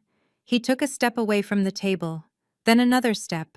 He put distance between himself and Bianca, physically separating himself from the sinking ship. "Where are you going?" Bianca whispered, her voice trembling. "Kyle." Kyle didn't answer. He didn't even look at her. He looked at me, fear and calculation warring in his eyes. He realized he had bet on the wrong horse, and in the brutal economy of our family, that meant he was already looking for the exit. The silence that followed was heavy, absolute, and deadly. The truth was out, and it was uglier than anyone could have imagined. The room was spinning for them, but for me the world had never been steadier. My brother-in-law Kyle had already retreated to the far wall, distancing himself from the blast zone, but there was nowhere left for my parents or Bianca to hide. The image of the property deed on the television screen burned like a neon sign, illuminating 5 years of deception. My father Vernon was slumped in his chair, his face a mask of gray ash. My mother was weeping into her napkin, her tears ruining the silk of her dress. Bianca stared at me with wide, terrified eyes, her phone lying forgotten on the table. The live stream finally ended. Grandpa Otis cleared his throat again. It was the sound of a judge preparing to deliver a death sentence. "Vernon, you spent the last hour talking about my legacy," Otis said, his voice slicing through the whimpering sounds coming from my mother. "You spoke about carrying the torch. You spoke about the burden of leadership. Well, I have decided to relieve you of that burden permanently." He gestured to Mr. Henderson, the lawyer, who opened the briefcase and produced 3 crisp white envelopes and 1 thick leather-bound folder. "This morning before coming here, I executed a new last will and testament," Grandpa announced. "The previous draft, the one that left my construction company, my investment portfolio, and my liquid assets to you, Vernon, has been shredded. It no longer exists." My father made a choking sound, reaching out a trembling hand as if he could physically stop the words from hanging in the air. "Dad, please," he rasped. "You cannot do this. I am your son. You are my biological son." "Yes," Otis agreed coldly. "But you are not my heir. An heir builds. An heir protects. You destroy. You consume. And I will not let you consume what took me 40 years to build." Grandpa placed his hand on the leather folder. "The entirety of my estate, valued at approximately $2 million after taxes, has been placed into an irrevocable trust," he declared. "The sole beneficiaries of this trust are my great-grandchildren Leo and Luna Brooks." He looked at me, his eyes softening just a fraction. "And the sole trustee with full power of attorney and absolute discretion over every penny until the twins turn 25 is Maya." Bianca shrieked. It was a sharp, piercing sound of pure entitlement being crushed. "What? That is not fair. She is already rich. She has the house. Why does she get everything?" Otis turned his gaze to her. It was a look of pure disgust. "You do not get nothing, Bianca," he said calmly. "I have not forgotten you. Or your parents. Mr. Henderson, please distribute the bequests." The lawyer stepped forward and handed one of the white envelopes to Vernon, one to Patricia, and one to Bianca. They grabbed them desperately, tearing them open with shaking fingers, hoping for a reprieve, hoping for a check that would salvage their lifestyles. They pulled out the contents. Inside each envelope was a single crisp $1 bill. My mother stared at the dollar bill in her hand, her lip quivering. $1. "Is this a joke? It is a legal strategy," Patricia Otis explained, his voice devoid of pity. "If I left you nothing, you could sue the estate claiming I forgot you, or that I was senile. By leaving you $1, I am acknowledging that you exist and that I have consciously decided you deserve absolutely nothing more. It is bulletproof. You cannot contest it. You cannot fight it. You are disinherited. My father crushed the dollar bill in his fist, his face turning a dangerous shade of purple. I will sue you, he roared, standing up and knocking his chair over. I will drag you to court. I will prove you were coerced. Maya manipulated you. Sit down, Vernon, I said. I didn't shout. I didn't have to. I simply spoke with the authority of the person holding all the cards. I reached under the table and pulled out a large manila envelope of my own. You can try to sue. I continued, standing up to meet his gaze. You can spend the last of your dwindling savings on lawyers who will tell you exactly what Grandpa just told you. But while you are doing that, you are going to need to find somewhere to sleep. I slid the envelope across the table. It stopped right in front of his clenched fist. What is this? He spat. That is a formal notice to quit, I said, otherwise known as an eviction notice. My mother wailed. Maya. No. You cannot kick us out. This is our home. It is my house, I corrected her. And according to the laws of this state, since you do not have a lease and you do not pay rent, you are technically guests who have overstayed their welcome. However, I am not a monster. I am giving you the legally required 30 days to vacate the premises. 30 days, my father gasped. But where will we go? We have no credit. We have no cash flow. That sounds like a personal problem, I said, crossing my arms. But since I am a businesswoman, I am willing to offer you an alternative. I pulled out a second document.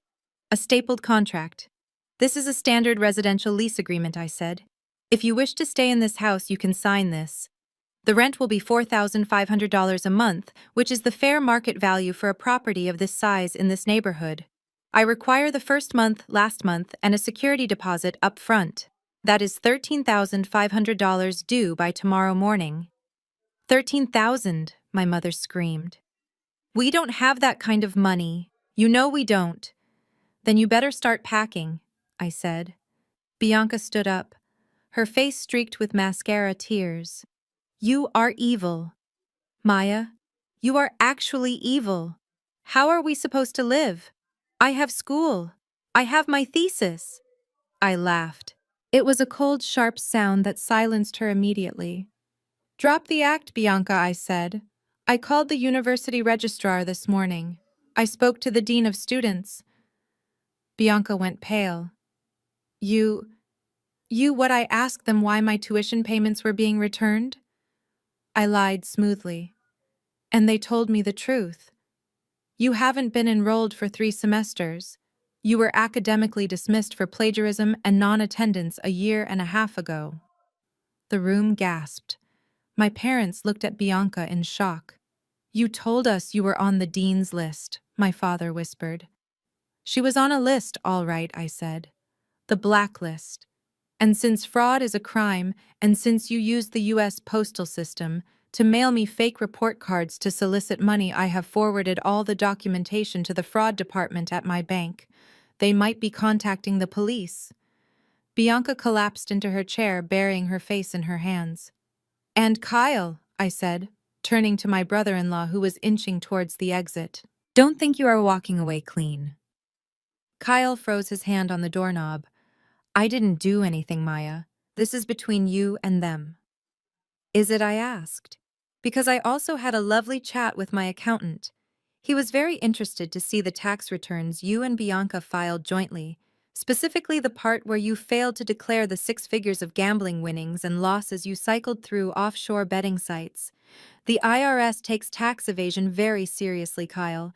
I sent them your username and transaction history anonymously about an hour ago. Kyle looked like he was going to vomit. He didn't say a word. He just ripped the door open and ran out into the night, leaving his wife and her family to burn. The room descended into chaos.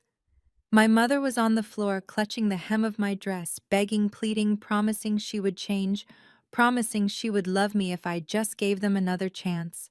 My father was shouting at the walls, cursing his father, cursing me, cursing the world.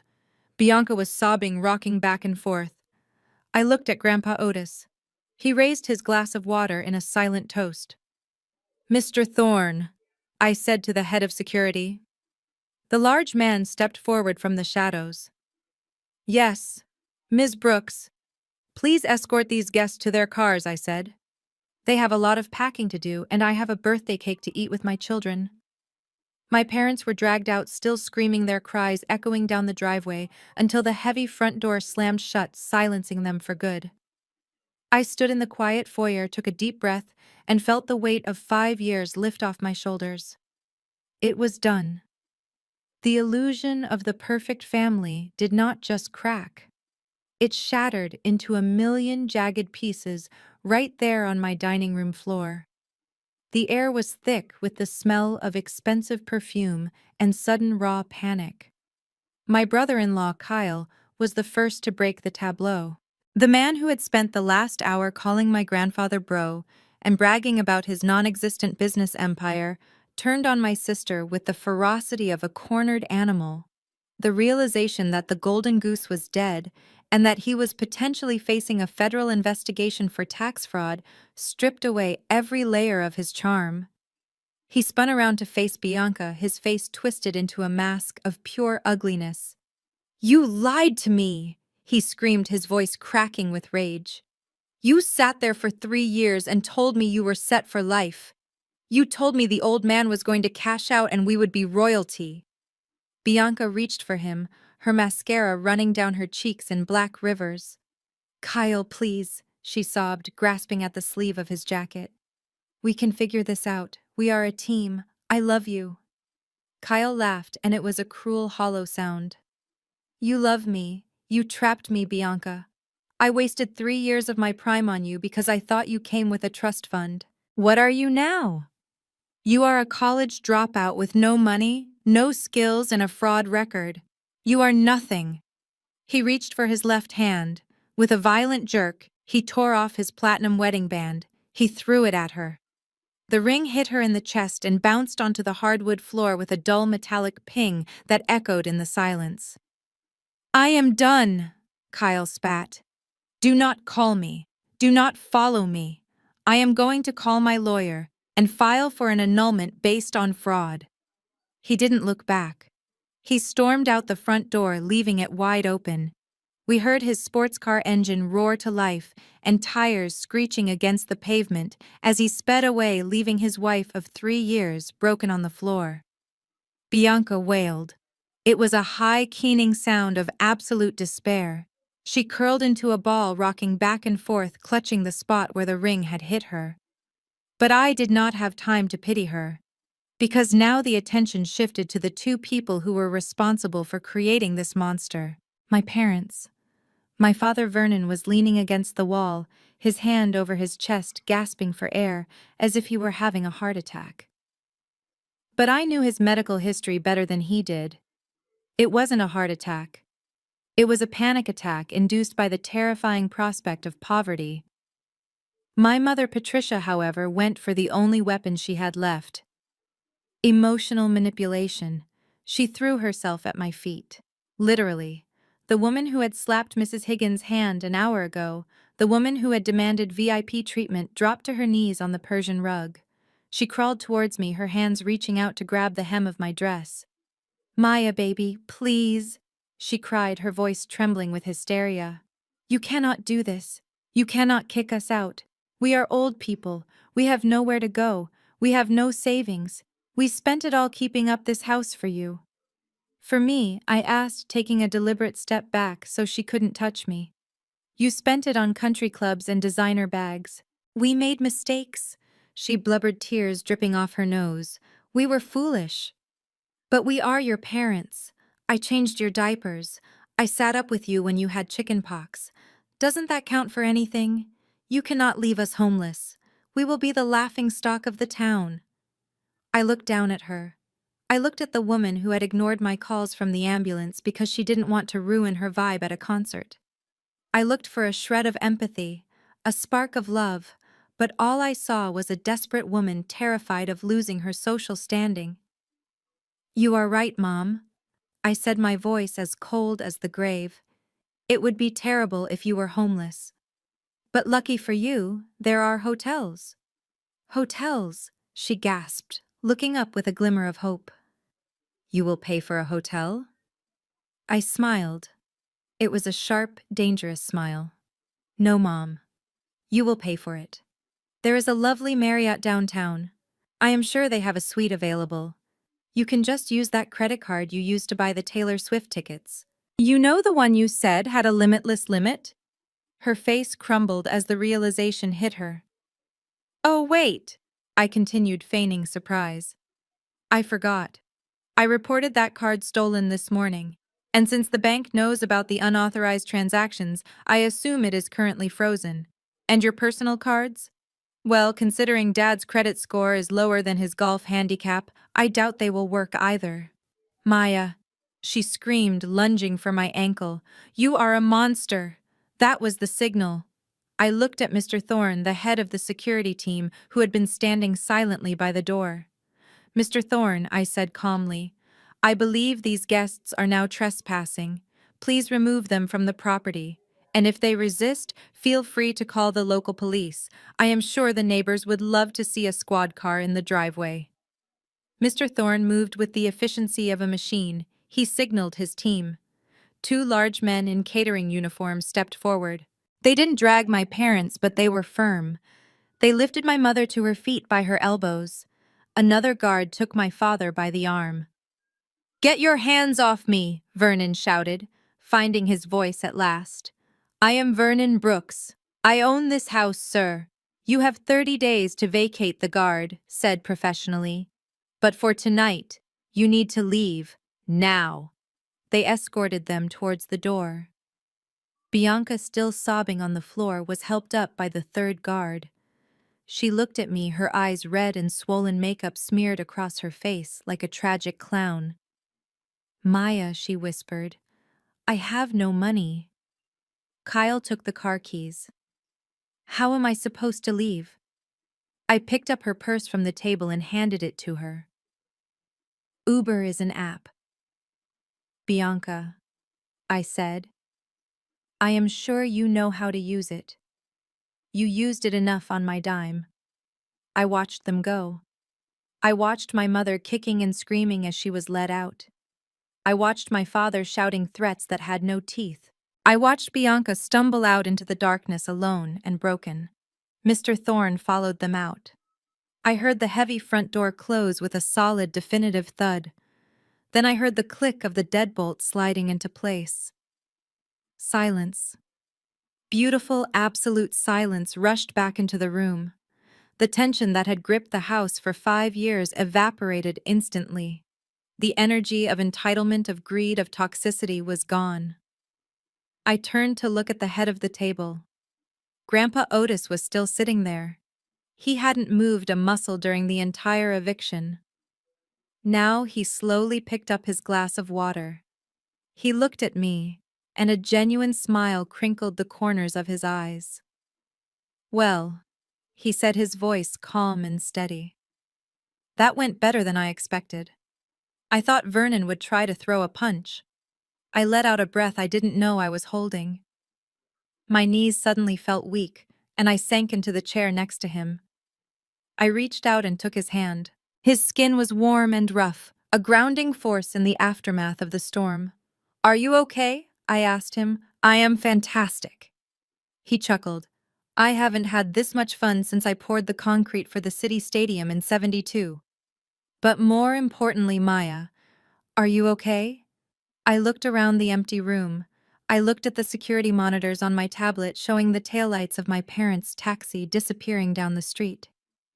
I thought about the empty bedrooms upstairs that would no longer house people who hated me. I thought about my bank account, which was now solely under my control. I thought about Leo and Luna sleeping peacefully upstairs, their futures secured by the trust fund. I touched the scar on my side. It didn't hurt anymore. I am okay, Grandpa, I said, and tears of relief finally spilled over. I am really okay. Just then the kitchen door swung open. Mrs. Higgins walked in holding a large chocolate cake with lit candles. She had Leo and Luna trailing behind her in their pajamas, rubbing sleep from their eyes but looking excited for cake. "Did the bad people leave, Mommy?" Leo asked, climbing onto my lap. "Yes, baby," I said, kissing the top of his head. "They left. It is just us now." Luna looked at Grandpa Otis. "Happy birthday!" Great-Grandpa Otis beamed the light from the candles reflecting in his eyes. "Thank you, sweetheart." Mrs. Higgins set the cake down in front of him. "Make a wish, Mr. Brooks." Grandpa looked at me. He looked at the twins. He looked at the empty seats where his son and daughter-in-law had sat just minutes ago. "I don't need to wish for anything," he said softly. "I got exactly what I wanted. My family is safe." He blew out the candles. The smoke curled up into the air, carrying away the last remnants of the past. We ate cake in the quiet house, laughing at silly jokes, free from the weight of obligation. Outside, the world was dark, but inside the light was warm, and for the first time in my life I knew exactly who belonged at my table. 365 days. That is exactly how long it has been since I changed the locks on my front door and locked my toxicity out of my life. They say time heals all wounds, but I have discovered that time is also a magnificent architect of karma. It builds consequences brick by brick, and watching the structure of my family's arrogance collapse has been the most educational experience of my life. My father Vernon used to complain if his steak was cooked medium well instead of medium rare. Today he does not have that luxury. He and my mother live in a cramped one-bedroom apartment complex next to the interstate highway. The walls are thin and the neighbors are loud. At 60 years old, instead of retiring to the golf course, my father puts on a red vest every morning and stands for 8 hours at the local discount supermarket. He scans coupons, he bags groceries, and occasionally, he has to carry bags to the cars of the very men he used to try to impress at the country club. I heard from a friend that he keeps his head down, terrified they will recognize him, but they never do. To them, he is just another invisible old man working for minimum wage. My mother Patricia works the early shift at a bakery, not a high-end patisserie, but the kind inside a gas station convenience store. Her manicured nails are gone, replaced by short, practical ones that are constantly stained with grease. She spends her breaks sitting on a milk crate in the alley, smoking cheap cigarettes and telling anyone who will listen about how ungrateful her daughter is. But nobody listens. They just see a bitter woman who grew old without growing up. And then there is Bianca. The golden child, the influencer, the girl who thought the world owed her a living. She is currently working double shifts at a diner on the outskirts of the city. Her hands, which used to hold nothing heavier than a champagne flute, are now burned from hot plates and chapped from sanitizer. She looks 10 years older. The spark in her eyes is gone, extinguished by the brutal reality of paying her own rent. As for her husband Kyle, he landed on his feet as cockroaches often do. He finalized their divorce 2 months ago and was seen last week in Miami, hanging onto the arm of a wealthy 65-year-old widow who just sold a real estate empire. He is running the same con, just with a different victim. I almost pity her, but then I remember how he threw his wedding ring at my sister, and I realize that predators eventually eat themselves. As for me, the view is a little different. I am currently standing on the deck of a 60-foot catamaran, feeling the warm breeze of the Caribbean Sea on my face. The water is a shade of turquoise that looks like it was painted by a dream. Behind me, I can hear the sound of laughter. Leo and Luna are chasing each other around the deck, their faces smeared with icing from their 6th birthday cake. They are happy. They are safe. They do not know the word burden. They only know the word love. Sitting in the captain's chair, wearing a hat that is 2 sizes too big for him, is Grandpa Otis. At 83, he looks younger than he did a year ago. Spite, it turns out, is a wonderful preservative. He is laughing as he watches the twins, a glass of iced tea in his hand, looking like a man who has won the lottery. And in a way he did. We all did. I was promoted last month. I am no longer the CFO. I am the CEO. The board recognized that if I could clean up the mess of my personal life with such ruthless efficiency, I could certainly handle the company's restructuring. I doubled our stock price in 2 quarters. I bought a vacation home. I started a scholarship fund for single mothers. I built a life that is entirely authentically mine. My phone buzzed in my hand, breaking my reverie. I looked down. It was a text message from a number I did not save, but I recognized the area code. Maya, please, the message read. It was from my mother. Dad's back is killing him from standing all day. He needs to see a chiropractor, but our insurance doesn't cover it. It is only $500. Please, honey, he is your father. Just this once. I stared at the screen. $500. I used to spend that on a Tuesday dinner for them without blinking. Now it was a fortune to them. A lifeline. I looked at my father's phantom pain in the text message. I felt the ghost of the incision on my own side, the scar from the surgery where they left me to die. I remembered the silence on the other end of the phone when I begged for help. I looked up at the horizon where the blue sky met the blue water. It was vast and clean and endless. I smiled. I did not feel anger. I did not feel guilt. I felt absolutely nothing. I walked over to the railing of the yacht. The metal was cool under my hand. I held the phone out over the churning white wake of the boat. They say blood is thicker than water. That is the lie families tell you to keep you trapped in their toxicity. But standing here surrounded by the family I chose, I know the truth. Sometimes the water is clean and the blood is poison. And the only way to survive is to stop drinking the poison. I opened my hand. The phone tumbled through the air, turning over once, twice, before it hit the water with a satisfying splash. It sank instantly, taking the text message, the guilt and the last link to my past, down to the bottom of the ocean. I turned back to my grandfather and my children. "Who wants more cake?" I asked. Grandpa Otis raised his glass. "I do," he shouted. I walked back toward the laughter, leaving the wake behind me to disappear into the sea. The screen fades to black. And then there is only music. The most painful lesson from Maya's journey is that shared blood does not guarantee loyalty. For years, she confused financial support with love, only to realize she was financing her own disrespect. True family isn't defined by a last name, but by who stands beside you when you are most vulnerable. We must learn that setting boundaries isn't an act of cruelty. It is an act of survival. You are under no obligation to keep warm those who set you on fire. Sometimes the only way to find your true family is to evict the toxic one. If this story of justice satisfied your soul, please hit that like button and subscribe for more daily drama. Tell me in the comments below. Have you ever had to cut off a family member to save your own peace? I read every single story.